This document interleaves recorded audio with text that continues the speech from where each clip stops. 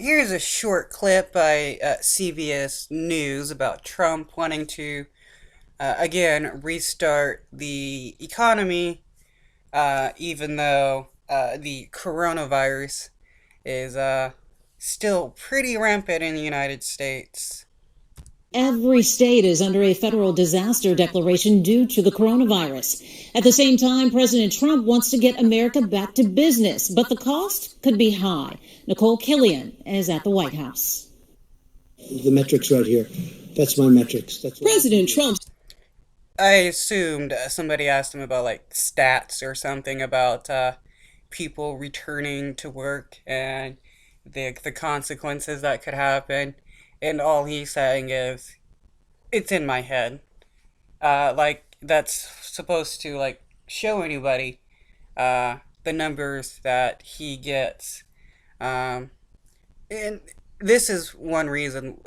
This is one thing that if you are a Trump supporter and you've been listening to Trump since this pandemic, this right here is one thing that shows that Trump really does not know what he's doing, nor does he really care.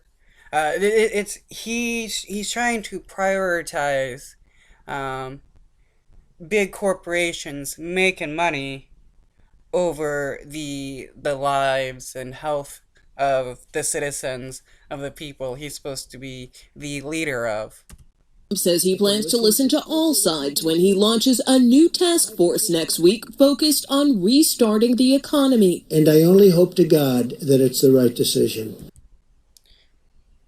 No, see, you wouldn't need to be hoping to a fictional creation if you actually listened to the scientists and the doctors that are telling you, no, we shouldn't have people go back to work right now because the coronavirus is still being spread everywhere and there's no vaccine yet or or good enough treatment in order to prevent the spread from happening and keep people healthy at the same time. But I would say without question, it's the biggest decision I've ever had to make. The president's top health experts continue to urge caution. This is not the time that we need to be pulling back at all. And it didn't take long for others to weigh in. You can't ask the people of this state or this country to choose between lives lost and dollars gained. No one is going to make that quid pro quo. And that's what Trump wants to do. He wants his crony corrupt friends to be able to keep making money, even if that means a bunch of people die. There's even been several people on the right who have been trying to justify like reopening the economy, even though they know a bunch of people are going to die. Trying to claim that it's okay for the elderly people to sacrifice themselves in order to keep the almighty dollar in power, and that is, it shows how little they actually care for people and how much they care about a piece of paper when they're willing to sacrifice a portion of the population in order to make money. And the thing is, the coronavirus isn't affecting just the elderly. It's affecting all age groups. You had a 17-year-old that died from it. You had an infant that died from it. You have a lot of people under 40 dying from it. You have a lot of poor black people dying from it as well. It's been shown that I think people with, I may be wrong, people with diabetes are slightly more susceptible to the coronavirus due to certain enzymes and stuff either being produced or not being produced. But the fact that these people are willing to sacrifice people in order so that they can keep their pockets lined with paper.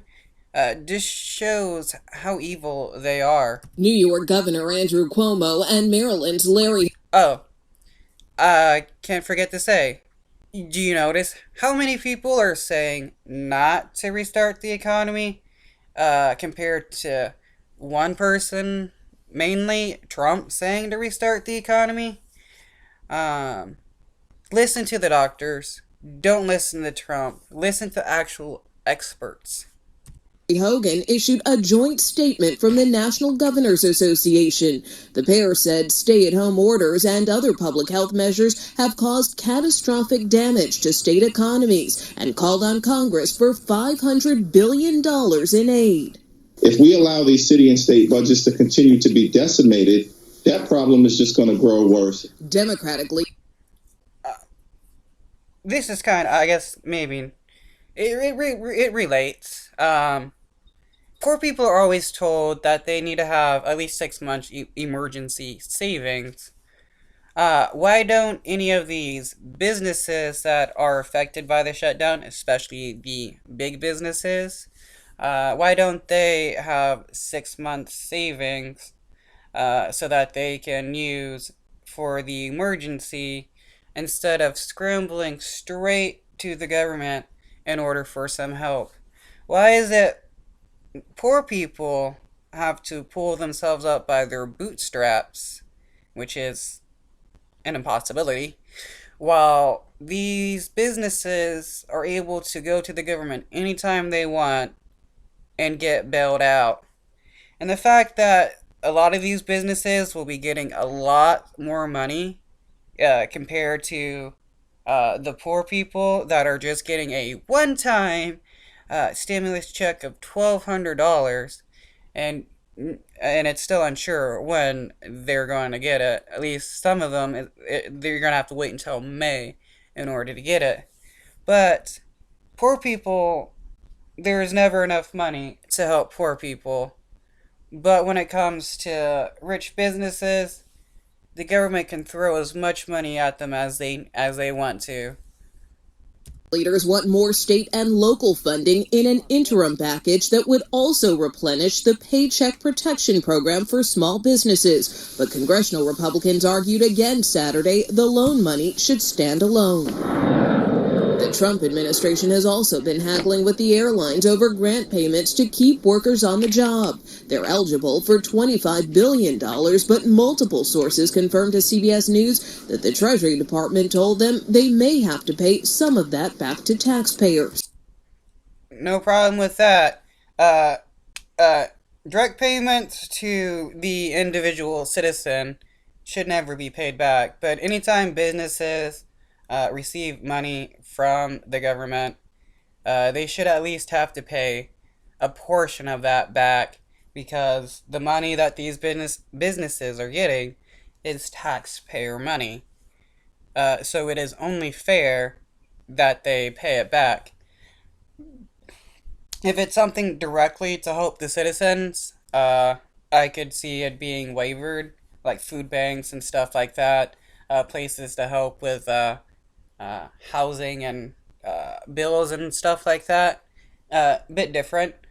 But other businesses, they should have to pay back at least a portion of the money that they get from the government, no matter what time it is, pandemic or not. They should be required to pay some of it back in order so that the taxpayers can still reap some kind of benefits from the government giving the businesses money. As for direct payments to individuals, the IRS says checks of up to $1,200 per person will start going out next week. Well, actually, it started Saturday, where the IRS was sending direct deposits to people. Um, by the 15th, a large number of people with direct deposits should see the $1,200. People on Social Security and stuff should be able to see it at least late next month. And the rest of people, like those who are getting a check by mail and stuff will at least see it sometime in May. There's going to be an IRS website to where you can check your relief status and stuff, but that won't be out until the 17th.